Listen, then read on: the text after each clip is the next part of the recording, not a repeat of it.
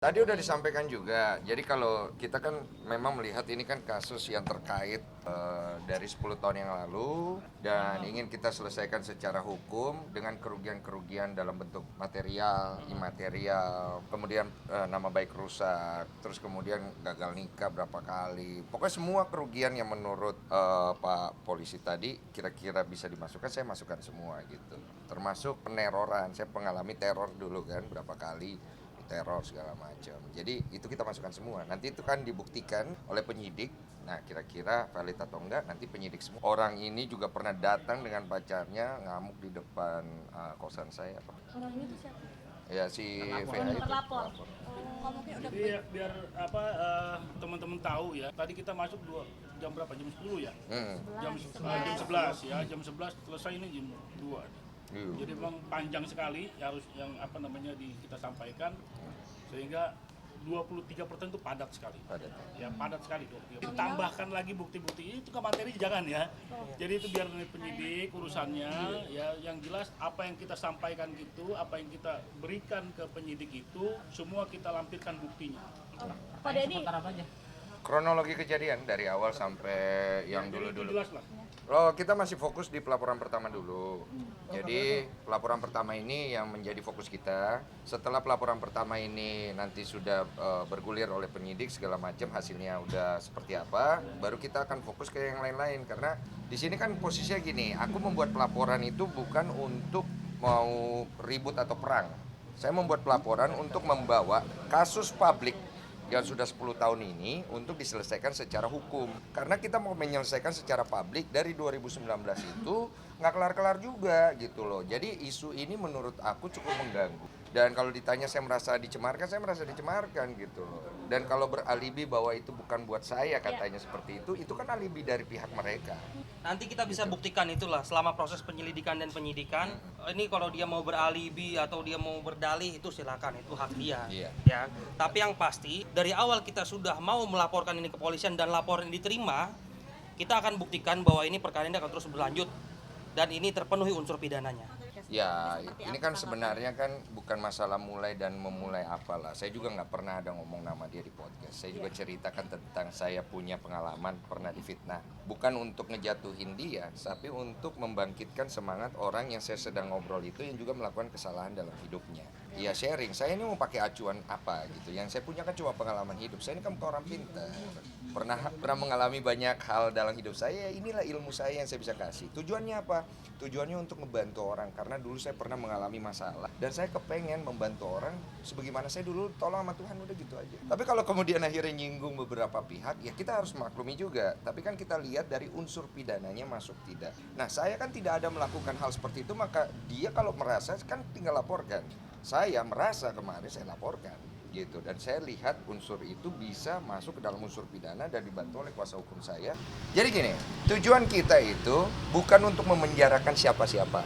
Tujuan kita adalah membawa kasus publik ini ke ranah hukum supaya edukasi hukumnya. Jadi kalau tujuan dibilang Mas Denny tega menjarain orang, enggak. Kalau saya tega menjarain orang, dari 2019 ketika tes DNA pertama itu sudah keluar, secara valid saya sudah difitnah. Tapi saya tidak melaporkan orang itu ke polisi karena saya masih punya hati nurani. Nah, karena sudah seringnya diulang pola-pola ini dan beralibi, membangun opini, menciptakan asumsi, saya pikir ini arahnya nggak bagus. Nggak bagus buat keluarga saya, nggak bagus buat anak yang dia bilang, anaknya dia yang dia bilang mengalami dampak mental psikologi kan. Nggak ada bagusnya. Jadi kita bawa ke ranah hukum supaya dihukum, diselesaikan dengan baik, jadi edukasi yang bagus. Nantilah, kalau udah ada justice restoratifnya seperti apa, nanti kita lihat. Tapi poinnya kita di sini kan pelaporan terus kemudian bergimik, bukan itu. Kita tidak sedang bergimik di sini. Kalau memang dari penyidik menyatakan ini P21 masuk ke proses pengadilan, kita ikut semua sampai endingnya ya diatur aja. Kan babangnya sudah ngomong, wah kan saksi kalian loh saksi. Jadi kan udah oke aja, mau di mana aja boleh. Saya nggak pernah dikabar-kabarin apa-apa. Saya sudah ngubungin bapak pengacaranya secara pribadi langsung. Saya nggak tahu itu dia atau bukan ya. Baru jauh lu, nafsu lu, cakar. Udah, saya kan ngubungin, kan waktu itu kan dia bikin klarifikasi press conference. Saya nonton, katanya ngajak untuk duduk bareng, membicarakan itu. Saya bilang ayo diselesaikan, mau tes DNA ayo. Tapi kan kita hubungin, tapi sampai sekarang jadwalnya katanya masih sibuk segala macam. Ya saya mengerti lah, orang kan mungkin punya jadwal. Saya pikir kalau memang serius ya harus selesaikan cepat kan gitu. Karena dari pihak kami kan dari awal ayo, mau jam itu, jam ini, jam apa. Tapi akhirnya kan dari perkataannya merujuk bahwa ini tes DNA kan kenapa harus merasa? Ini kan belum tentu buat Denny Sumargo, bisa saja buat orang lain. Saya pikir kok arahnya di publik jadi ngawur gini. Jadi kita pikir ya sudahlah, dilaporkanlah secara hukum biar jelas apakah masuk unsur pidananya atau tidak. Oke, dan kemudian masalah tes DNA ini kalau dia merasa bukan buat saya, ya sudah nggak usah tes DNA. Nanti kalau dari pengadilan memutuskan ada tes DNA lagi, kita ikut pengadilan aja. Beres kan? Gitu, karena kan dari gue pribadi dari awal dia meminta tes DNA secara publik untuk adu ayam lah istilahnya, adu publik gitu kan oke. Tes DNA pertama aja gue yang nyari, ayo tes DNA segala macam untuk menyelesaikan masalah ini.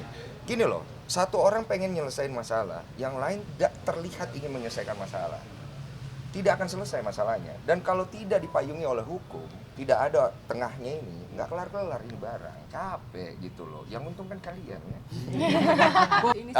Ya bonding baik-baik saja, istri juga terlihat sangat support banget. Cuman yang gue khawatirkan kan kita juga punya planning secara suami istri untuk kedepannya dan lain-lainnya, gue nggak usah sebut lah.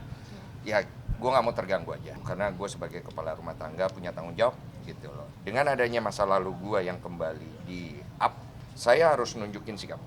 Karena seorang laki-laki itu pernah bikin salah harus bisa tanggung jawab. Maupun di sini orang mungkin ngelihat saya, wah Mas Denny udah bener segala macam. Bukan itu fokus saya. Fokus saya adalah saya ingin orang tahu kalau saya tanggung jawab sebagai kepala rumah tangga. Udahlah, nggak usah dibahas. Nanti gini loh, gue nggak mau jual kesusahan gue.